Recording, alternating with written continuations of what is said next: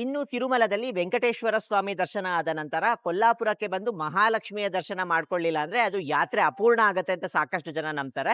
ಈ ದೇವಸ್ಥಾನವನ್ನು ಯಾವ ರೀತಿ ನಿರ್ಮಿಸಿದ್ದಾರೆ ಅಂದ್ರೆ ವರ್ಷದಲ್ಲಿ 2 ಬಾರಿ ನಮ್ಗೆ ಸೂರ್ಯನ ಕಿರಣಗಳು ನೇರವಾಗಿ ದೇವರ ವಿಗ್ರಹದ ಮೇಲೆ ಬೀಳುವ ರೀತಿ ನಿರ್ಮಿಸಿದ್ದಾರೆ. ಒಳಗಡೆ ನಮಗೆ ಛತ್ರಪತಿ ಸಾಹು ಮಹಾರಾಜರು ಯೂಸ್ ಮಾಡ್ತಿದ್ದ ಎಲ್ಲ ಐಟಮ್ಸ್ ನ ಮ್ಯೂಸಿಯಂ ತರ ಮಾಡಿಟ್ಟಿದ್ದಾರೆ. ಅದರಲ್ಲಿ ಗೋಲ್ಡನ್ ಜ್ಯುವೆಲರಿ ಆಗಿರ್ಬೋದು, ಅವ್ರು ಯೂಸ್ ಮಾಡ್ತಿದ್ದ ಸಿಂಹಾಸನ ಆಗಿರ್ಬೋದು.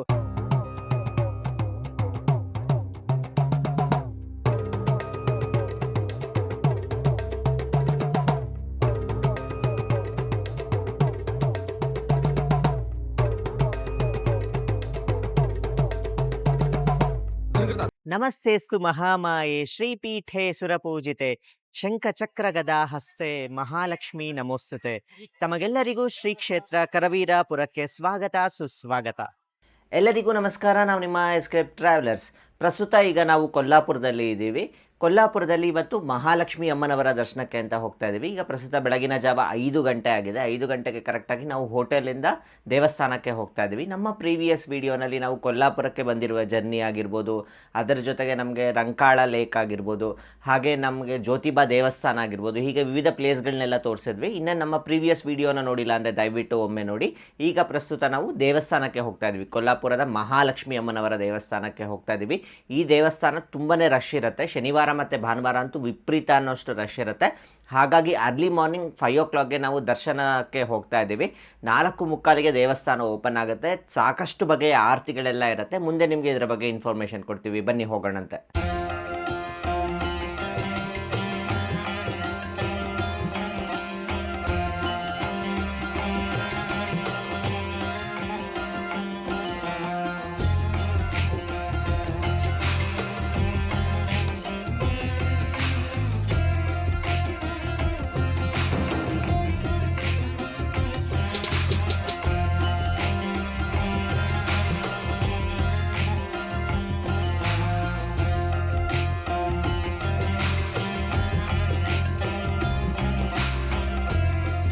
ಈಗ ಪ್ರಸ್ತುತ ನಾವು ಮಹಾಲಕ್ಷ್ಮಿ ಅಮ್ಮನವರ ದೇವಸ್ಥಾನದಲ್ಲಿದ್ದೀವಿ. ನಾವು ದರ್ಶನಕ್ಕೆ ಅರ್ಲಿ ಮಾರ್ನಿಂಗ್ 5 ಗಂಟೆಗೆನೆ ಕ್ಯೂ ಲೈನ್ಸ್ ಜಾಯಿನ್ ಆದ್ವಿ. ಇಲ್ಲಿ ನಮ್ಗೆ ಯಾವುದೇ ರೀತಿಯ ಪೇಡ್ ದರ್ಶನಗಳಿಲ್ಲ. ನಾವು ದರ್ಶನ ಮಾಡ್ಕೋಬೇಕು ಅಂದ್ರೆ ಸರ್ವ ದರ್ಶನದಲ್ಲೇ ಹೋಗಿ ದರ್ಶನ ಮಾಡ್ಕೋಬೇಕಾಗಿರತ್ತೆ. ನಮ್ಗೆ ದರ್ಶನ ಆಗ್ಲಿಕ್ಕೆ ಬೆಳಗ್ಗೆ 5 ಗಂಟೆಗೆ ಸೇರ್ಕೊಂಡಿದ್ದಕ್ಕೇನೆ ನಮ್ಗೆ 2 ಅವರ್ಸ್ ಹಿಡಿತು. 7 ಗಂಟೆಗೆ ನಾವು ಹೊರಗೆ ಬಂದ್ವಿ. ಬಟ್ ದರ್ಶನ ಮಾತ್ರ ನಮ್ಗೆ ತುಂಬಾ ಚೆನ್ನಾಗಾಯ್ತು. ದೇವಸ್ಥಾನದ ಒಳಗೆ ಹೋದ್ಮೇಲೆ ನಮ್ಗೆ ಮಹಾಕಾಳಿ, ಮಹಾಲಕ್ಷ್ಮಿ ಮತ್ತೆ ಮಹಾಸರಸ್ವತಿ ಅಮ್ಮನವರ ದರ್ಶನ ಆಯ್ತು ನಮ್ಗೆ. ಈ ದೇವಸ್ಥಾನ ತುಂಬಾ ವಿಶೇಷ ದೇವಸ್ಥಾನ. ಯಾಕೆಂದ್ರೆ ಇದು ಅಷ್ಟಾದಶ ಶಕ್ತಿ ಪೀಠಗಳಲ್ಲಿ ಒಂದು ಪ್ರಮುಖವಾದ ಪೀಠ ಅಂತ ಹೇಳ್ಬೋದು. ನಿಮಗೆಲ್ಲರಿಗೂ ತಿಳಿದಿರ್ಬೋದು, ಸತೀದೇವಿಯ ದೇಹತ್ಯಾಗದ ನಂತರ ಸತೀದೇವಿಯ ವಿವಿಧ ಭಾಗಗಳು ನಮ್ಮ ಭಾರತದಲ್ಲಿ ವಿವಿಧ ಪ್ರದೇಶಗಳಲ್ಲಿ ಬೀಳುತ್ತೆ. ಅದನ್ನ ಶಕ್ತಿ ಪೀಠಗಳು ಅಂತ ಕರೀತಾರೆ. 51 ಭಾಗಗಳಾಗಿ ಮಾಡ್ತಾರೆ ಮಹಾವಿಷ್ಣುವಿನ ಸುದರ್ಶನ ಚಕ್ರದಿಂದ. ಈ ಒಂದೊಂದು ಭಾಗ ಬಿದ್ದ ಸ್ಥಳವನ್ನು ಶಕ್ತಿ ಪೀಠ ಅಂತ ಹೇಳ್ತಾರೆ. ಅದರಲ್ಲಿ ಮಹಾಶಕ್ತಿ ಪೀಠಗಳು ಬಂದ್ಬಿಟ್ಟು ನಮಗೆ 18 ಮಹಾಶಕ್ತಿ ಪೀಠಗಳಿದೆ. ಅದರಲ್ಲಿ ಒಂದು ಪ್ರಮುಖವಾದ ಶಕ್ತಿ ಪೀಠ ಅಂದ್ರೆ ಕೊಲ್ಲಾಪುರದ ಮಹಾಲಕ್ಷ್ಮಿ ಅಮ್ಮನವರ ದೇವಸ್ಥಾನ ಅಂತ ಹೇಳ್ಬೋದು. ಇಲ್ಲಿ ಸತೀದೇವಿಯವರ ಕಣ್ಗಳು ಬಿದ್ದ ಜಾಗ ಅಂತ ಕೂಡ ಹೇಳ್ತಾರೆ. ತುಂಬಾ ವಿಶೇಷವಾದ ಕ್ಷೇತ್ರ. ಮಹಾರಾಷ್ಟ್ರದವರು ಸಾಕಷ್ಟು ಜನ ಬರ್ತಾರೆ. ಇನ್ನು ತಿರುಮಲದಲ್ಲಿ ವೆಂಕಟೇಶ್ವರ ಸ್ವಾಮಿ ದರ್ಶನ ಆದ ನಂತರ ಕೊಲ್ಲಾಪುರಕ್ಕೆ ಬಂದು ಮಹಾಲಕ್ಷ್ಮಿಯ ದರ್ಶನ ಮಾಡ್ಕೊಳ್ಳಿಲ್ಲ ಅಂದ್ರೆ ಅದು ಯಾತ್ರೆ ಅಪೂರ್ಣ ಆಗತ್ತೆ ಅಂತ ಸಾಕಷ್ಟು ಜನ ನಂಬ್ತಾರೆ. ಹಾಗಾಗಿ ತಿರುಮಲದಲ್ಲಿ ವೆಂಕಟೇಶ್ವರ ಸ್ವಾಮಿ ದರ್ಶನ ಆದ ನಂತರ ಕೊಲ್ಲಾಪುರಕ್ಕೆ ಬಂದು ಶ್ರೀ ಮಹಾಲಕ್ಷ್ಮಿ ಅಮ್ಮನವರ ದರ್ಶನ ಮಾಡ್ಕೋತಾರೆ. ಇಲ್ಲಿ ಮಹಾಲಕ್ಷ್ಮಿ ಅಮ್ಮನವರು ನೆಲೆಸಿರೋದಕ್ಕೆ ಒಂದು ವಿಶೇಷವಾದ ಕಾರಣ ಇದೆ. ಮುಂದೆ ನಿಮ್ಗೆ ಅದನ್ನು ಕೂಡ ತಿಳಿಸ್ಕೊಡ್ತೀನಿ. ಸಾಕಷ್ಟು ಜನ ಏನ್ ಮಾಡ್ತಾರೆ ಅಂದ್ರೆ ತಿರುಮಲಕ್ಕೆ ಟ್ರೈನ್ ಬುಕ್ ಮಾಡ್ಕೊಂಡ ನಂತರ ತಿರುಮಲದಿಂದ ಡೈರೆಕ್ಟ್ ಆಗಿ ಮತ್ತೆ ಕೊಲ್ಲಾಪುರಕ್ಕೆನೆ ಟ್ರೈನ್ ನ ಬುಕ್ ಮಾಡ್ಕೊಂಡ್ಬಿಡ್ತಾರೆ. ತಿರುಪತಿಗೆ ಬಂದು ಕೊಲ್ಲಾಪುರಕ್ಕೆ ಬರ್ತಾರೆ. ಹಾಗಾಗಿ ಈ ಕ್ಷೇತ್ರಕ್ಕೆ ಸಾಕಷ್ಟು ಜನ ಇರ್ತಾರೆ. ನೀವು ನೋಡ್ಬೋದು ಎಷ್ಟು ಜನ ಇದ್ದಾರೆ ಅಂತ. ನಮಗೆ ಆಲ್ಮೋಸ್ಟ್ ಅರೌಂಡ್ 2 ಅವರ್ಸ್ ತನಕ ಹಿಡಿತು ದರ್ಶನ ಮಾಡ್ಕೊಳ್ಳೋದಕ್ಕೆ. ಸಾಕಷ್ಟು ಜನ ಈ ಕ್ಷೇತ್ರಕ್ಕೆ ಬರೋ ಕಾರಣ ತುಂಬಾನೇ ರಶ್ ಇರುತ್ತೆ. ಹಾಗಾಗಿ ಅರ್ಲಿ ಮಾರ್ನಿಂಗ್ ಬಂದ್ರೆ ದರ್ಶನ ನಿಮ್ಗೆ ತುಂಬಾನೇ ಬೇಗ ಆಗತ್ತೆ ಅಂತ ಹೇಳ್ಬೋದು. ಒಮ್ಮೆ ಸಪ್ತಋಷಿಗಳು ಒಂದು ಲೋಕ ಕಲ್ಯಾಣಾರ್ಥವಾಗಿ ಯಜ್ಞವನ್ನು ಮಾಡ್ತಿರ್ತಾರೆ. ಅಲ್ಲಿಗೆ ನಾರದ ಮಹಾಮುನಿಗಳು ಬರ್ತಾರೆ. ನಾರದ ಮಹಾಮುನಿಗಳು ಬಂದ್ಬಿಟ್ಟು ಈ ಯಜ್ಞ ಫಲವನ್ನ ಯಾರಿಗೆ ಸಮರ್ಪಣೆ ಮಾಡ್ತೀರಾ ಅಂತ ಕೇಳ್ತಾರೆ. ಆವಾಗ ಅವರು ಮಾತುಕತೆ ಮಾಡ್ಕೊಂಡ್ಬಿಟ್ಟು ತ್ರಿಮೂರ್ತಿಗಳಲ್ಲಿ ಯಾರಿಗಾದ್ರೂ ಒಬ್ಬರಿಗೆ ಸಮರ್ಪಣೆ ಮಾಡಬೇಕು ಅಂತ ಹೇಳ್ತಾರೆ. ಆವಾಗ ತ್ರಿಮೂರ್ತಿಗಳಲ್ಲಿ ಯಾರು ಶ್ರೇಷ್ಠರು ಅನ್ನೋ ಒಂದು ವಿಚಾರ ಬರುತ್ತೆ. ಆವಾಗ ಅದನ್ನ ಪರೀಕ್ಷೆ ಮಾಡೋದಕ್ಕೆ ಅಂತ ಭೃಗು ಮಹಾಮುನಿಗಳನ್ನ ಈ ತ್ರಿಮೂರ್ತಿಗಳ ಹತ್ರ ಕಳಿಸ್ತಾರೆ. ಇನ್ನ ಮೊದಲಿಗೆ ಭೃಗು ಮಹರ್ಷಿ ಬ್ರಹ್ಮಲೋಕಕ್ಕೆ ಹೋಗ್ತಾರೆ. ಬ್ರಹ್ಮಲೋಕಕ್ಕೆ ಹೋದಾಗ ಸರಸ್ವತಿ ಅಮ್ಮನವರು ವೀಣಾ ವಾದನ ಮಾಡ್ತಿರ್ತಾರೆ. ಬ್ರಹ್ಮ ಆ ಇದ್ರಲ್ಲೇ ತಲ್ಲೀನರಾಗಿರ್ತಾರೆ. ಭೃಗು ಮಹರ್ಷಿ ಬಂದಿರೋದನ್ನ ನೋಡೋದಿಲ್ಲ. ಭೃಗು ಮಹರ್ಷಿ ಬ್ರಹ್ಮನಿಗೆ ಶಾಪ ಕೊಟ್ಬಿಡ್ತಾರೆ. ನಿನಗೆ ಭೂಲೋಕದಲ್ಲಿ ಪೂಜೆನೇ ಆಗ್ದಲೇ ಇರಲಿ ಅಂತ ಬ್ರಹ್ಮನಿಗೆ ಶಾಪ ಕೊಡ್ತಾರೆ. ಅಂದಿನಿಂದ ಇಂದಿನ ತನಕ ಬ್ರಹ್ಮನಿಗೆ ಭೂಲೋಕದಲ್ಲಿ ಪೂಜೆ ಆಗೋದಿಲ್ಲ. ಕೆಲವು ಕ್ಷೇತ್ರಗಳಿದೆ ಬ್ರಹ್ಮನಿಗಾಗಿ. ಇನ್ನ ಸಾಕಷ್ಟು ಎಲ್ಲೂ ನೀವು ಬ್ರಹ್ಮನ ದೇವಸ್ಥಾನಗಳು ನೋಡೋದು ತುಂಬಾನೇ ಅಪರೂಪ ಅಂತ ಹೇಳ್ಬೋದು. ಅದು ಭೃಗು ಮಹರ್ಷಿಯ ಶಾಪದ ಫಲವಾಗಿ ಅಂತ ಕೂಡ ಹೇಳ್ತಾರೆ. ಮುಂದೆ ಭೃಗು ಮಹರ್ಷಿಗಳು ಕೈಲಾಸಕ್ಕೆ ಬರ್ತಾರೆ. ಕೈಲಾಸಕ್ಕೆ ಬಂದಾಗ ಶಿವ ಮತ್ತೆ ಪಾರ್ವತಿ ತಾಂಡವ ನೃತ್ಯ ಮಾಡ್ತಿರ್ತಾರೆ. ಅವರು ಭೃಗು ಮಹರ್ಷಿ ಬರೋದನ್ನ ನೋಡೋದಿಲ್ಲ. ಹಾಗಾಗಿ ಮತ್ತಷ್ಟು ಕೋಪ ಬಂದ್ಬಿಡುತ್ತೆ ಭೃಗು ಮಹರ್ಷಿಗಳಿಗೆ. ಭೃಗು ಮಹರ್ಷಿಗಳು ಶಿವನಿಗೂ ಕೂಡ ಶಾಪ ಕೊಟ್ಬಿಡ್ತಾರೆ. ನಿನ್ಗೆ ಲಿಂಗ ರೂಪದಲ್ಲಿ ಪೂಜೆ ಆಗ್ಲಿಂದ ಅಂದಿನಿಂದ ಇಂದಿನ ತನಕ ಶಿವನಿಗೆ ನೀವು ಲಿಂಗ ರೂಪಿಯಲ್ಲೇ ಪೂಜೆ ಮಾಡೋದು, ನಿಮ್ಗೆ ಮೂರ್ತಿ ರೂಪದಲ್ಲಿ ಶಿವನನ್ನ ಪೂಜೆ ಮಾಡೋದು ತುಂಬಾ ವಿರಳ ಅಂತ ಹೇಳ್ಬೋದು. ಅದು ಭೃಗು ಮಹರ್ಷಿಯ ಶಾಪದ ಫಲವಾಗಿ ಅಂತ ಕೂಡ ಹೇಳ್ತಾರೆ.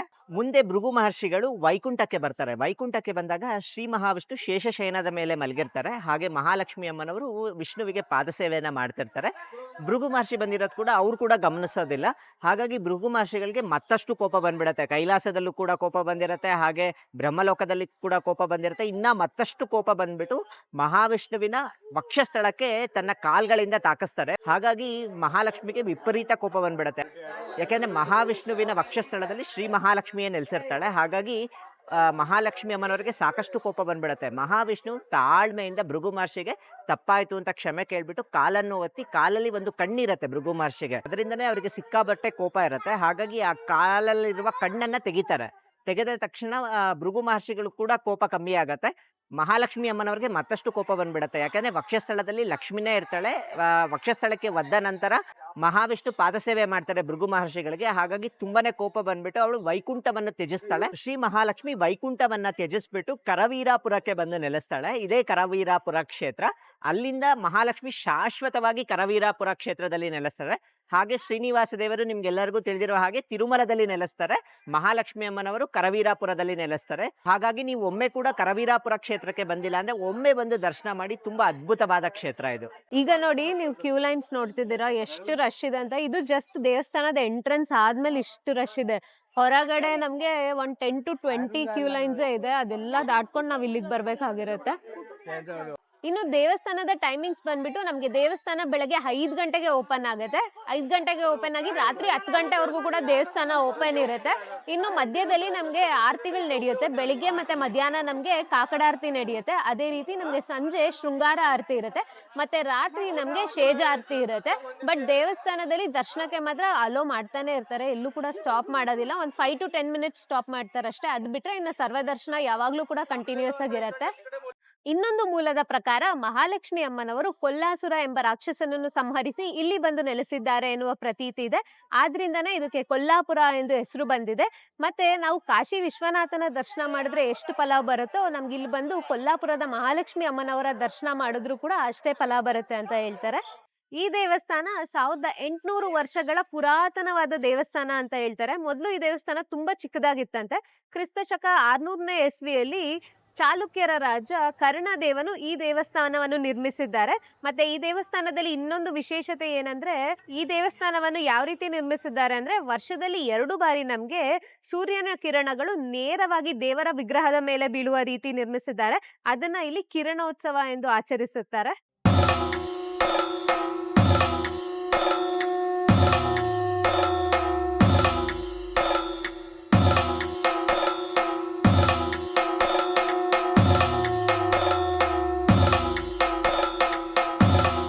ಇಲ್ಲಿ ಕೊಲ್ಲಾಪುರ ಮಹಾಲಕ್ಷ್ಮಿನ ದರ್ಶನ ಮಾಡೋದಕ್ಕೆ ನಮಗೆ 2 ರೀತಿಯ ದರ್ಶನ ಇದೆ. ಒಂದನ್ನ ಮುಖ ದರ್ಶನ ಅಂತ ಕರೀತಾರೆ. ಇದಕ್ಕೆ ಕ್ಯೂ ಲೆನ್ಸ್ ತುಂಬಾ ಕಡಿಮೆ ಇರುತ್ತೆ. ತುಂಬಾ ದೂರದಿಂದ ಅಮ್ಮನವ್ರನ್ನ ದರ್ಶನ ಮಾಡಬೇಕಾಗಿರುತ್ತೆ.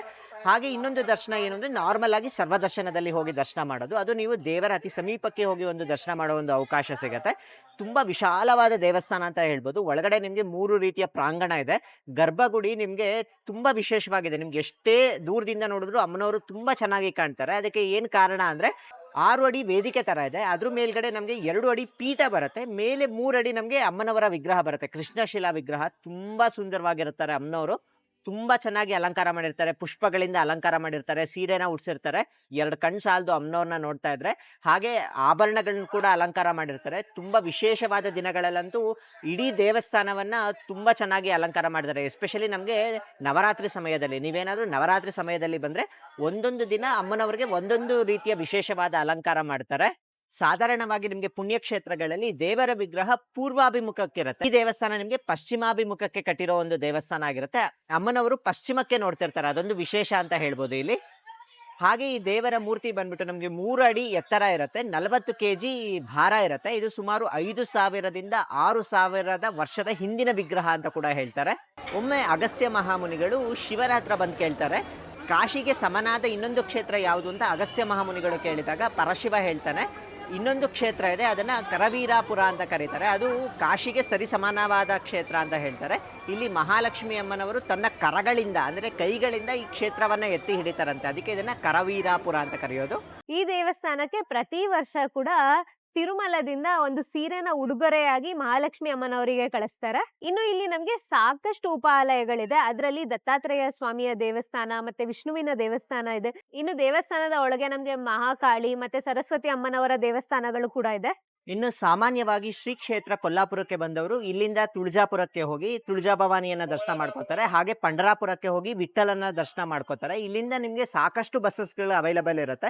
ಇಲ್ಲಿಂದ ನೀವು ನೇರವಾಗಿ ಪಂಡರಾಪುರ ಹಾಗೆ ತುಳಜಾಪುರಕ್ಕೆ ಹೋಗಿ ದರ್ಶನ ಕೂಡ ಮಾಡ್ಕೊಂಡು ಬರ್ಬೋದಾಗಿರುತ್ತೆ. ಇಲ್ಲಿನ ಜನರು ಮಹಾಲಕ್ಷ್ಮಿ ಅಮ್ಮನವರನ್ನ ಪ್ರೀತಿಯಿಂದ ಅಂಬಾಬಾಯಿ ಅಂತ ಕರೀತಾರೆ.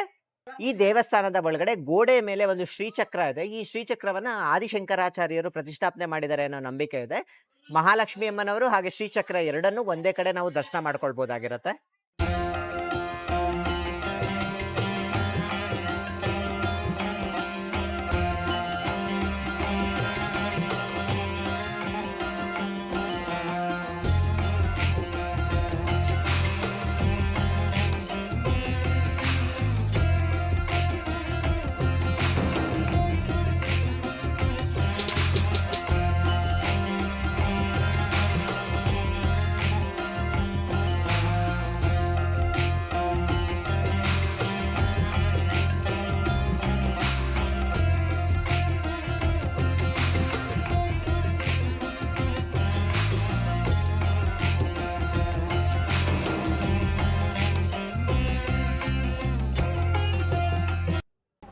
ಈಗ ತಿಂಡಿ ತಿನ್ನೋದಕ್ಕೆ ಅಂತ ಬಂದಿದ್ವಿ. ಇಲ್ಲೇ ದೇವಸ್ಥಾನದ ಸುತ್ತಮುತ್ತ ನಮಗೆ ತಾಳಿಪಿಟ್ಟು ಅಂತ ಮಾಡ್ತಾರೆ, ರೊಟ್ಟಿ ಥರ ಇರುತ್ತೆ, ಕೈಯಲ್ಲಿ ತಟ್ಟಿ ಮಾಡೋದು. ಹಾಗೆ ನಮಗೆ ಪಡ್ಡು ಕೂಡ ಸಿಗುತ್ತೆ, ತುಂಬ ಚೆನ್ನಾಗಿರುತ್ತೆ ಅಂತ ಹೇಳ್ತಾರೆ. ತುಂಬ ಪ್ಲೇಸಸ್ಸಲ್ಲಿದೆ, ನಿಮ್ಗೆ ದೇವಸ್ಥಾನದ ಸುತ್ತಮುತ್ತ ತುಂಬ ಪ್ಲೇಸಸ್ಸಲ್ಲಿದೆ.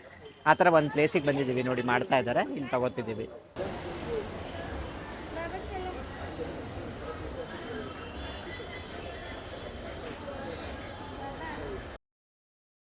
ಫೈನಲಿ ನಮ್ದು ತಾಲಿಪೀಟ್ ಬಂದಿದೆ. ಸೊ ನಮ್ಗೆ 2 ರೊಟ್ಟಿ ಕೊಟ್ಟಿದ್ದಾರೆ. ನಾವು ಯೂಶುವಲ್ ಆಗಿ ತಾಲಿಪೀಟ್ಗೆ ಟೊಮೆಟೊ ಎಲ್ಲ ಹಾಕಲ್ಲ, ಸೊ ಇವ್ರದ್ದು ಸ್ಪೆಷಲ್ ಅನ್ಸುತ್ತೆ, ಟೊಮೆಟೊ ಹಾಕಿದ್ದಾರೆ. ಇದ್ರ ಜೊತೆಗೆ ನಮ್ಗೆ ಇದು ಹಸಿ ಖಾರ ಅನ್ಸುತ್ತೆ, ಚಿಲ್ಲಿದು ಏನೋ ಕೊಟ್ಟಿದ್ದಾರೆ. ಅದ್ರ ಜೊತೆಗೆ ಮೊಸರು ಮತ್ತೆ ಅದ್ರ ಜೊತೆಗೆ ಒಂದು ಕಾಳಿನ ಕರಿ ಕೊಟ್ಟಿದ್ದಾರೆ. ಟೇಸ್ಟ್ ನೋಡೋಣ ಹೇಗಿದೆ ಅಂತ. ಬಿಸಿ ಬಿಸಿ ಇದೆ ಫುಲ್ಲು. ಟೇಸ್ಟ್ ಆಲ್ಮೋಸ್ಟ್ ಸಿಮಿಲರ್ ಇದೆ, ಬಟ್ ಇದ್ರ ಕಾಂಬಿನೇಷನ್ ಮಾತ್ರ ಸೂಪರ್ ಆಗಿದೆ. ಇದು ಕರ್ಡು ಮತ್ತೆ ಇದ್ರ ಗ್ರೀನ್ ಚಟ್ನಿ. ಇದು ತಾಳಿಪಿಟ್ಟಾದ್ಮೇಲೆ ಪಡ್ಡು ತಗೊಂಡಿದ್ದೀವಿ. ಒಂದು 5 ಬೋಂಡ ಇದೆ ಅಷ್ಟೇ, ಅದು ದೋಸೆ ಬೋಂಡ ಅಂತ ಕರೀತಾರೆ ನಮ್ಮ ಕಡೆ ಇದನ್ನ. ಸಕ್ಕತ್ ಬಿಸಿ ಬಿಸಿ ಇದೆ. ಇದು ದೋಸೆ ಬೋಂಡಾಗೆ ಚಟ್ನಿ ಕೊಟ್ಟಿದ್ದಾರೆ, ಪಡ್ಡು ಅಥವಾ ದೋಸೆ ಬೋಂಡ. ಟೇಸ್ಟ್ ಸೂಪರ್ ಆಗಿದೆ, ಡೆಫಿನೆಟ್ಲಿ ನೀವು ಟ್ರೈ ಮಾಡಬೇಕು. ಕೊಲ್ಲಾಪುರಕ್ಕೆ ಬಂದಾಗ ಈ ತಾಳಿಪಿಟ್ಟುನು ತುಂಬ ಚೆನ್ನಾಗಿದೆ, ಪಡ್ಡುನು ತುಂಬ ಚೆನ್ನಾಗಿದೆ. ನಮಗೆ ದೇವಸ್ಥಾನದ ಸುತ್ತಮುತ್ತ ಸಾಕಷ್ಟು ಧರ್ಮಶಾಲೆಗಳು ದೇವಸ್ಥಾನದ್ದು ಅವೈಲಬಲ್ ಇರುತ್ತೆ. ಈಗ ನಿಮಗೆ ಕಾಣಿಸ್ತಾ ಇದೆ ನೋಡಿ, ಮಹಾಲಕ್ಷ್ಮಿ ಧರ್ಮಶಾಲಾ ಅಂತ ತುಂಬಾನೇ ಧರ್ಮಶಾಲೆಗಳಿದೆ. ಇನ್ ಕೇಸ್ ಏನಾದರೂ ನಿಮಗೆ ಆನ್ಲೈನಲ್ಲಿ ರೂಮ್ ಸಿಕ್ಕಲಿಲ್ಲ ಅಂದರೆ ಆಫ್ಲೈನಲ್ಲಿ ಇಲ್ಲಿ ಬಂದು ಟ್ರೈ ಮಾಡ್ಬೋದಾಗಿರುತ್ತೆ. ಇದಕ್ಕೆ ಆನ್ಲೈನ್ ಬುಕ್ಕಿಂಗ್ ಇರೋದಿಲ್ಲ. 1000 ರೂಪೀಸಿಂದ ಇಲ್ಲಿ ನಿಮಗೆ ರೂಮ್ ಸ್ಟಾರ್ಟ್ ಆಗುತ್ತೆ. ಕೆಲವೊಂದು ಧರ್ಮಶಾಲಾ ಬುಕ್ಕಿಂಗ್ ಮಾಡ್ಕೊಳ್ಬೋದಾಗಿರುತ್ತೆ ಆನ್ಲೈನಲ್ಲಿ ಕೂಡ, ಅದು ನೀವು ಯಾತ್ರಾಧಾಮ್ ವೆಬ್ಸೈಟ್ನಲ್ಲಿ ಬುಕ್ ಮಾಡ್ಕೊಳ್ಬೋದಾಗಿರುತ್ತೆ. ಇನ್ನು ಕೊಲ್ಲಾಪುರಲ್ಲಿ ಸಾಕಷ್ಟು ಪ್ರೈವೇಟ್ ರೂಮ್ಗಳು ಕೂಡ ಅವೈಲಬಲ್ ಇರುತ್ತೆ. ನೀವು ಅದನ್ನು ಅಗೋಡಾದಲ್ಲಾಗಿರ್ಬೋದು ಅಥವಾ ಮೇಕ್ ಮೈ ಟ್ರಿಪ್ನಲ್ಲಾಗಿರ್ಬೋದು ಯಾವುದಾದ್ರೂ ವೆಬ್ಸೈಟ್ ಮುಖಾಂತರ ನೀವು ಬುಕ್ ಮಾಡ್ಕೊಳ್ಬೋದಾಗಿರುತ್ತೆ. ಇನ್ನು ನೀವೇನಾದ್ರು ಸಿಂಗಲ್ ಪರ್ಸನ್ಸ್ ಬರ್ತಿದ್ದೀರಾ ಅಂದರೆ ಈ ಮಹಾಲಕ್ಷ್ಮಿ ಧರ್ಮಶಾಲಾ ಸುತ್ತಮುತ್ತ ಸಾಕಷ್ಟು ಧರ್ಮಶಾಲೆಗಳಿದೆ, ಅಲ್ಲಿ ನಿಮಗೆ ಡಾರ್ಮೆಟ್ರಿ ಕೂಡ ಅವೈಲಬಲ್ ಇರುತ್ತೆ. ಹಾಗೆ ನೀವೇನಾದರೂ ಫ್ರೆಶ್ ಅಪ್ ಆಗಬೇಕು ಅಂದರೆ ಈ ಡಾರ್ಮೆಟ್ರಿಗಳನ್ನ ನೀವು ಉಪಯೋಗಿಸ್ಕೊಳ್ಬೋದಾಗಿರುತ್ತೆ. ಇನ್ನು ನಮಗೆ ಉಚಿತ ಅನ್ನಪ್ರಸಾದ ಬೇಕು ಅಂದರೆ ಇಲ್ಲಿ ಶ್ರೀ ಮಹಾಲಕ್ಷ್ಮಿ ಅನ್ನಛತ್ರ ಅಂತ ಇದೆ. ಇದು ನಮಗೆ ಮಹಾಲಕ್ಷ್ಮಿ ಧರ್ಮಶಾಲಾದ ಹಿಂಭಾಗದಲ್ಲಿ ಬರುತ್ತೆ. ಅದರ ಲಿಂಕ್ ಕೂಡ ನಾನು ಡಿಸ್ಕ್ರಿಪ್ಷನ್ ಬಾಕ್ಸ್ನಲ್ಲಿ ಕೊಟ್ಟಿರ್ತೀನಿ. ಇಲ್ಲಿ ಪ್ರತಿದಿನ ಮಧ್ಯಾಹ್ನ 12 ಗಂಟೆಯಿಂದ ಮಧ್ಯಾಹ್ನ 3 ಗಂಟೆವರೆಗೂ ಉಚಿತವಾದ ಅನ್ನಪ್ರಸಾದದ ವಿತರಣೆ ಕೂಡ ಇರುತ್ತೆ. ಇನ್ ಕೇಸ್ ಏನಾದರೂ ನೀವು ಆ ಸಮಯದಲ್ಲಿದ್ದರೆ ಇಲ್ಲಿ ಅನ್ನಪ್ರಸಾದವನ್ನು ಸ್ವೀಕರಿಸ್ಬೋದಾಗಿರುತ್ತೆ. ಇಲ್ಲಿ ತುಂಬಾ ರುಚಿಯಾಗಿರುತ್ತೆ ಅಂತ ಕೂಡ ಹೇಳ್ತಾರೆ. ನಾವು ಮಧ್ಯಾಹ್ನ ಬೇರೆ ಪ್ಲೇಸ್ನಲ್ಲಿ ಇದ್ದಿದ್ದ ಕಾರಣ ನಾವು ಈ ಅನ್ನಪ್ರಸಾದಕ್ಕೆ ಹೋಗಲಿಲ್ಲ. ಇಲ್ಲಿ ಸಾಕಷ್ಟು ಶಾಪಿಂಗ್ ಇದೆ ನಮ್ಗೆ. ಅದ್ರಲ್ಲಿ ನಮ್ಗೆ ಇದನ್ನ ನೋಡಿದ ತಕ್ಷಣ ತಗೋಬೇಕು ಅನ್ಸ್ತು. ಇದು ಅಮ್ಮನವರ ಮುಖವಾಡ. ಇದು ಹಬ್ಬಗಳಲ್ಲಿ ಯೂಸ್ ಮಾಡ್ಬೋದು ಅಂತ. ಎಷ್ಟು ಕಳೆಯಾಗಿದ್ದಾರೆ ನೋಡಿ ಅಮ್ಮನವರು.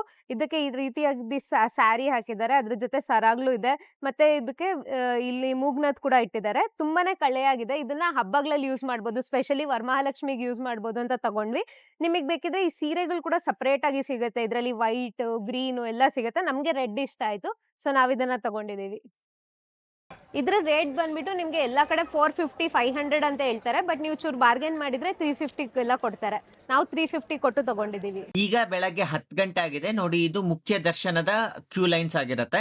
ಇಲ್ಲಿಂದ ನಮಗೆ ದರ್ಶನ ಪ್ರಾರಂಭ ಆಗೋದು. ಸಾಕಷ್ಟು ಜನ ಇದ್ದಾರೆ. ಇವಾಗ ಅವ್ರು ಹೇಳ್ತಾ ಇದ್ದಾರೆ 3 ರಿಂದ 4 ಗಂಟೆಗಿಂತ ಹೆಚ್ಚು ಕಾಲ ಸಮಯ ಹಿಡಿಯುತ್ತೆ ದರ್ಶನಕ್ಕೆ ಅಂತ. ಹಾಗಾಗಿ ನೀವೇನಾದ್ರೂ ಕೊಲ್ಲಾಪುರಕ್ಕೆ ವೀಕ್ ಡೇಸ್ ನಲ್ಲಿ ಬಂದ್ರೆ ನಿಮ್ಗೆ ಈಸಿಯಾಗಿ ದರ್ಶನ ಆಗುತ್ತೆ. ಇನ್ನು ವೀಕೆಂಡ್ಸ್ ನಲ್ಲಿ ಬಂದ್ರೆ ನೀವು ಅರ್ಲಿ ಮಾರ್ನಿಂಗ್ 5 o'clock ಗೆ ಬಂದ್ರೆ ನಿಮ್ಗೆ ಈಸಿಯಾಗಿ ದರ್ಶನ ಆಗುತ್ತೆ ಅಂತ ಹೇಳ್ಬೋದು. ನೋಡಿ, ಇಲ್ಲಾಂದ್ರೆ ತುಂಬಾನೇ ರಶ್ ಇರುತ್ತೆ ಇಲ್ಲಿ. ಈಗ ನಾವು ದೇವಸ್ಥಾನದಿಂದ ಬಂದ್ಮೇಲೆ ಸ್ವಲ್ಪ ಹೊತ್ತು ರೂಮಲ್ಲಿ ರೆಸ್ಟ್ ಮಾಡಿಬಿಟ್ಟು ಈಗ ನಾವು ಕೊಲ್ಲಾಪುರದಲ್ಲಿ ನಮಗೆ ಒಂದು ಪ್ಯಾಲೇಸ್ ಮತ್ತೆ ಮ್ಯೂಸಿಯಂ ಅಂತ ಇದೆ, ಟೌನ್ ಹಾಲ್ ಮ್ಯೂಸಿಯಂ ಅಂತ. ಈಗ ಅದಕ್ಕೆ ಭೇಟಿ ನೀಡ್ತಾ ಇದ್ದೀವಿ. ಇನ್ನೇನು ನಾವು ರೂಮ್ ಕೂಡ ಚೆಕ್ಔಟ್ ಮಾಡಬೇಕು. 11 o'clockಗೆ ನಮ್ಮ ರೂಮ್ ಚೆಕ್ಔಟ್ ಇದೆ. ಸೊ ಕೆಳಗೆ ಹೋಗ್ಬಿಟ್ಟು ರೂಮ್ ಚೆಕ್ಔಟ್ ಮಾಡಿ ಲಗೇಜ್ನ ಇಲ್ಲೇ ರಿಸೆಪ್ಷನಲ್ಲಿ ಇಟ್ಬಿಟ್ಟು ನಾವು ಮ್ಯೂಸಿಯಂ ಮತ್ತು ಪ್ಯಾಲೇಸ್ಗೆ ಹೋಗ್ತಾ ಇದ್ದೀವಿ ಈಗ.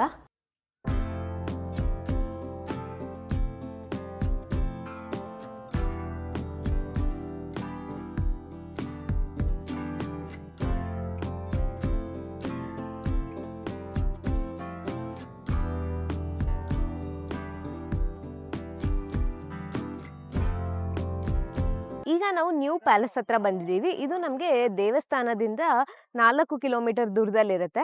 ಮತ್ತೆ ಇದನ್ನ ಶಾಹು ಮಹಾರಾಜ್ ಮ್ಯೂಸಿಯಂ ಅಂತ ಕೂಡ ಕರೀತಾರೆ. ಇಲ್ಲಿ ನೀವು ಎಂಟ್ರಿ ಟಿಕೆಟ್ ತಗೋಬೇಕಾಗತ್ತೆ ಮ್ಯೂಸಿಯಂ ಒಳಗೆ ಹೋಗೋಕ್ಕೆ. ಸೊ ಎಂಟ್ರಿ ಟಿಕೆಟ್ ಬಂದ್ಬಿಟ್ಟು ನಮಗೆ 40 ರೂಪೀಸ್ ಆಗಿರುತ್ತೆ ಅಡಲ್ಟ್ಸ್ಗೆ. ಅದೇ ರೀತಿ ಇನ್ನು ಈ ಮ್ಯೂಸಿಯಮ್ದು ಒಂದು ಟೈಮಿಂಗ್ಸ್ ಬಂದ್ಬಿಟ್ಟು ನಮಗೆ ಬೆಳಗ್ಗೆ 9:15 ಸಂಜೆ 5:30ವರೆಗೂ ಕೂಡ ಓಪನ್ ಇರುತ್ತೆ. ಈ ಪ್ಯಾಲೇಸ್ ಮಂಡೇಸ್ ಮಾತ್ರ ಕ್ಲೋಸ್ ಆಗಿರುತ್ತೆ.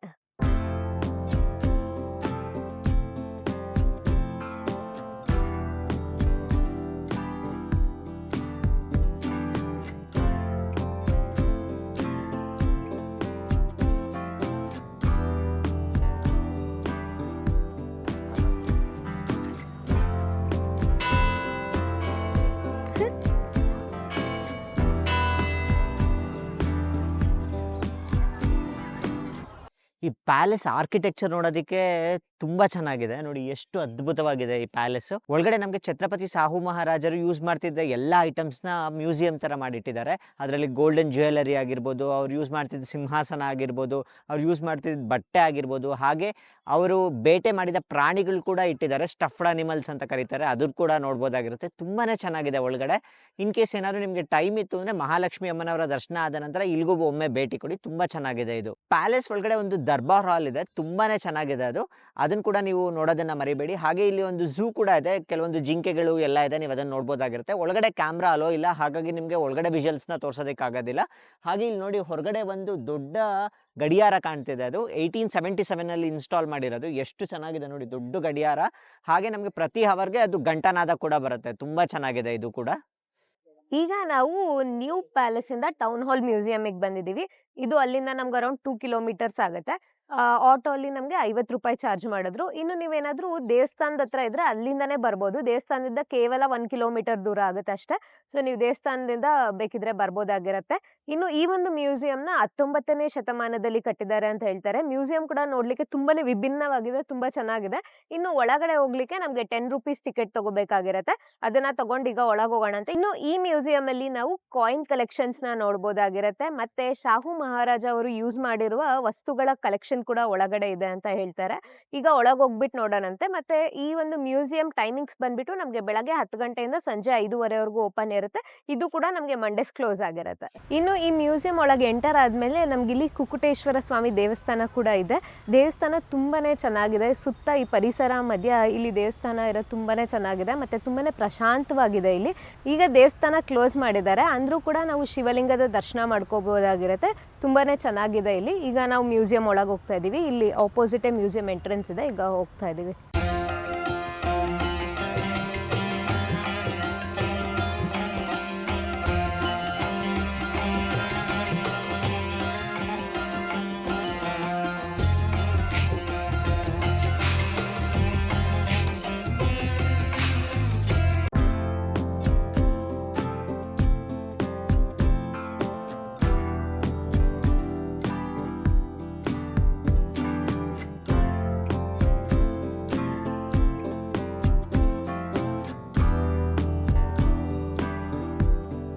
ಸೈಟ್ ಸೀಯಿಂಗ್ ಪ್ಲೇಸಸ್ ಅಂದ್ರೆ ಪ್ಯಾಲೇಸು ಮತ್ತೆ ಮ್ಯೂಸಿಯಂ ಮುಗಿಸ್ಕೊಂಡು ಊಟ ಮಾಡ್ಕೊಂಡು ನಾವೀಗ ಶಾಪಿಂಗಿಗೆ ಬಂದಿದೀವಿ. ಕೊಲ್ಲಾಪುರಕ್ಕೆ ಬಂದ್ಮೇಲೆ ನಾವು ಸ್ಲಿಪ್ಪರ್ಸ್ ತಗೊಳ್ದೇ ಇರಕ್ಕಾಗತ್ತಾ? ಇಲ್ಲಿ ಫೇಮಸ್ ಅಂದ್ರೆ ಕೊಲ್ಲಾಪುರಿ ಸ್ಲಿಪ್ಪರ್ಸ್.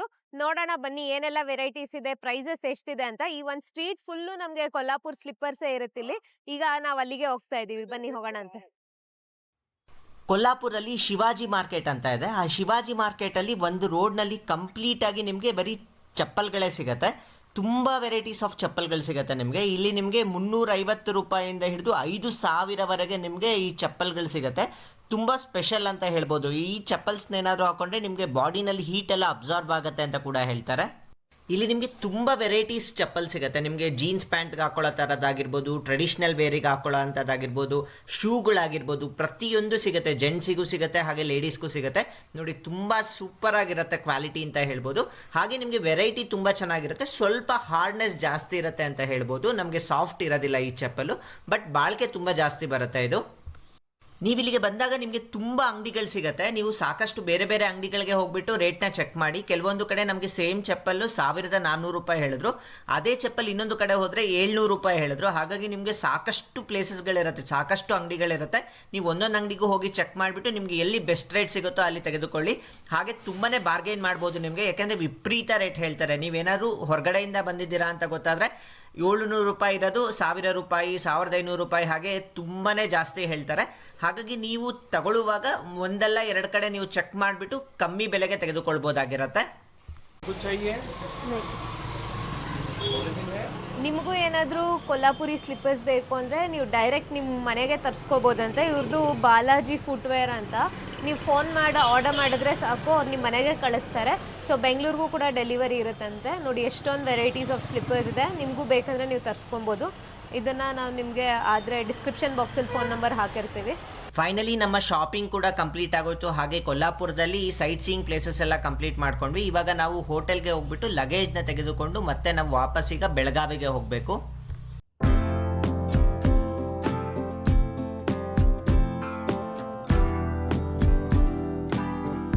ನಾವು ಈಗ ರಿಟರ್ನ್ ಕೊಲ್ಲಾಪುರಿಂದ ಬೆಳಗಾವಿಗೆ ಹೊರಟಿದ್ದೀವಿ. ಸೊ ನಾವೀಗ KSRTC ಬಸ್ಸಲ್ಲೇ ಹೋಗ್ತಿದ್ದೀವಿ. ಟಿಕೆಟ್ ಬಂದುಬಿಟ್ಟು ನಮಗೆ ಕಾರ್ತಿಕ್ಗೆ 158 ರುಪೀಸ್ ಆಗಿದೆ. ನನಗೆ 43 ರೂಪಾಯಿ ತೊಗೊಂಡಿದ್ದಾರೆ. ಅಂದರೆ ಮಹಾರಾಷ್ಟ್ರವ್ರಿಗೂ ಮಾತ್ರ ಟಿಕೆಟ್ ತೊಗೊಂಡಿದ್ದಾರೆ. ಇದು ಕಗ್ನೋಲಿ ಅಂತ ಇದೆ, ಅಲ್ಲಿಂದ ನಮಗೆ ಕರ್ನಾಟಕ ಸ್ಟಾರ್ಟ್ ಆಗುತ್ತೆ. ಸೊ ಅಲ್ಲಿಂದ ನಾವು ಫ್ರೀ ಟಿಕೆಟ್ ತೊಗೋಬೇಕು. ಸೊ ನನಗೆ 43 ರೂಪಾಯಿ ಆಗಿದೆ, ಅಲ್ಲಿಂದ ಫ್ರೀ ಟಿಕೆಟ್ ಆಗಿರುತ್ತೆ.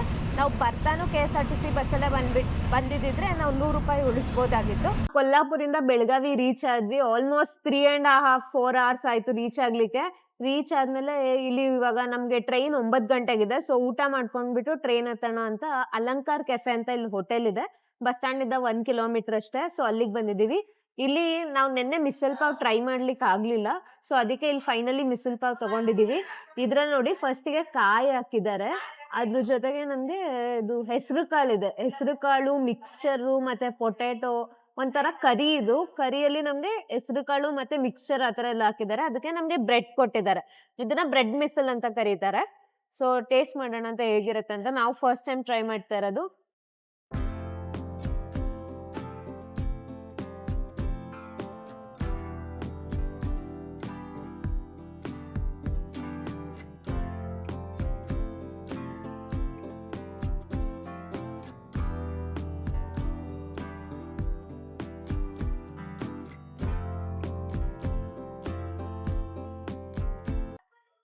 ಟೇಸ್ಟ್ ಆಕ್ಚುಲಿ ಚೆನ್ನಾಗಿದೆ.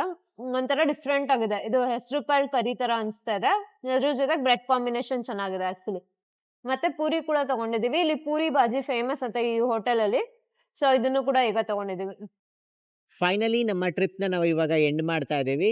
ನಮ್ಮ ಕೊಲ್ಲಾಪುರ ಟ್ರಿಪ್ ಇಲ್ಲಿಗೆ ಕಂಪ್ಲೀಟ್ ಆಯ್ತು. ನಾವಿವಾಗ ಪ್ರಸ್ತುತ ಬೆಳಗಾವಿ ರೈಲ್ವೆ ಸ್ಟೇಷನಲ್ಲಿದ್ದೀವಿ. ರಾತ್ರಿ 9:15ಗೆ ನಮಗೆ ಟ್ರೈನ್ ಇರೋದು. ನಾವು ಹೋಗ್ತಿರೋದು ಬೆಳಗಾವಿ ಬೆಂಗಳೂರು ಎಕ್ಸ್‌ಪ್ರೆಸ್. ಇದನ್ನ BGM-SBC ಎಕ್ಸ್‌ಪ್ರೆಸ್ ಅಂತ ಕೂಡ ಕರೀತಾರೆ.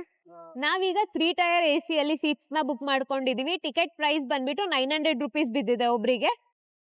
ಈಗ ತುಂಬಾ ಜನ ವೆಯ್ಟ್ ಮಾಡ್ತಾ ಇರ್ತೀರಾ, ಈ ಹೋಲ್ ಟ್ರಿಪ್‌ಗೆ ಎಷ್ಟು ಖರ್ಚಾಯ್ತು ಅಂತ. ನಾವು ಸ್ವಲ್ಪ ಲಕ್ಸುರಿಯಸ್ ಆಗೇ ಹೋಗಿದ್ದು. ಯಾಕಂದ್ರೆ ನಾವು 2 ಟೈರ್ ಎಸಿನ ಬುಕ್ ಮಾಡ್ಕೊಂಡು ಹೋಗಿದ್ದು. ಹೋಗ್ತಾ ಈಗ ನಾವು 3 ಟೈರ್ ಎಸಿನಲ್ಲಿ ಹೋಗ್ತಾ ಇದೀವಿ. ಇನ್ ಕೇಸ್ ಏನಾದ್ರು ನೀವು ಸ್ಲೀಪರ್ ಕೋಚ್‌ನಲ್ಲಿ ಬುಕ್ ಮಾಡ್ಕೊಂಡ್ಬಂದ್ರೆ ನಿಮ್ಗೆ ಟ್ರೈನ್ ಚಾರ್ಜ್ ಬಂದ್ಬಿಟ್ಟು 350 ಹೋಗಕ್ 350 ಬರಕ್ 350 ಟೋಟಲ್ ನಿಮ್ಗೆ ₹700 ಆಗಿರುತ್ತೆ. ಹಾಗೆ ಇಲ್ಲಿಂದ ಬಸ್ ಚಾರ್ಜ್ ಬಂದ್ಬಿಟ್ಟು 150 ಅರೌಂಡ್ ಇದೆ. ಟೋಟಲ್ ₹1000 ನಿಮ್ಗೆ ಟ್ರೈನ್ ಮತ್ತೆ ಬಸ್ ಚಾರ್ಜ್ ಬೇಕಾಗತ್ತೆ. ಇನ್ನ ನಿಮ್ಗೆ ಅಕಾಮಡೇಷನ್ ಬಂದ್ಬಿಟ್ಟು ನಿಮ್ಗೆ ₹1000ಗೆ ಡೀಸೆಂಟ್ ರೂಮ್ ಸಿಗತ್ತೆ ಅಲ್ಲಿ. ₹500 ಪರ್ ಪರ್ಸನ್ ಅಂತಂದ್ರೆ ₹1500 ಆಗತ್ತೆ. ಹಾಗೆ ನಿಮ್ಗೆ ಅಲ್ಲೆಲ್ಲ ಓಡಾಡೋದಕ್ಕೆ, ಹಾಗೆ ನಿಮ್ಗೆ ಹೋಟೆಲಲ್ಲಿ ಫುಡ್ಡು ಇದೆಲ್ಲ ಇನ್ಕ್ಲೂಡ್ ಮಾಡಿದ್ರು ನಿಮ್ಗೆ ಅರೌಂಡ್ ₹1000 ಅಂತ ತೆಗೆದುಕೊಳ್ಬೋದು. ಟೋಟಲ್ ನಿಮ್ಗೆ 2500 ಅಲ್ಲಿ ಈ ಟ್ರಿಪ್‌ನ ಮುಗಿಸ್ಬೋದಾಗಿರತ್ತೆ. ಇನ್ ಕೇಸ್ ಏನಾದ್ರು ನೀವು ಜಾಸ್ತಿ ಜನ ಬಂದ್ರೆ ನಿಮ್ಗೆ ಇನ್ನ ಕಡಿಮೆ ಬೀಳತ್ತೆ. ಯಾಕಂದ್ರೆ ನಿಮ್ಗೆ ಅಕಾಮಡೇಷನ್ ಎಲ್ಲ ಕಮ್ಮಿಗೆ ಸಿಗತ್ತೆ ಅಂತ ಹೇಳ್ಬೋದು. ಇನ್ ಕೇಸ್ ಏನಾದ್ರು ನೀವು ಸಿಂಗಲ್ ಪರ್ಸನ್ ಬಂದ್ರೆ ಅಲ್ಲಿ ಡಾರ್ಮೆಟ್ರಿಗಳಿದೆ. ಅಲ್ಲಿ ಹೋದ್ರೆ ನಿಮ್ಗೆ ಇನ್ನ ಕಡಿಮೆ ಬೀಳತ್ತೆ. ನಮಗ್ ಅರೌಂಡ್ ಒಬ್ಬರಿಗೆ ಒಂದು ₹4000 ಬಿತ್ತು. ನೀವೇನಾದ್ರೂ ಸ್ಲೀಪರ್ ಅಲ್ಲಿ ಬಂದ್ರೆ ತುಂಬಾ ಕಡಿಮೆ ದುಡ್ಡಲ್ಲಿ ನೀವು ಈ ಟ್ರಿಪ್‌ನ ಕಂಪ್ಲೀಟ್ ಮಾಡ್ಬೋದಾಗಿರತ್ತೆ.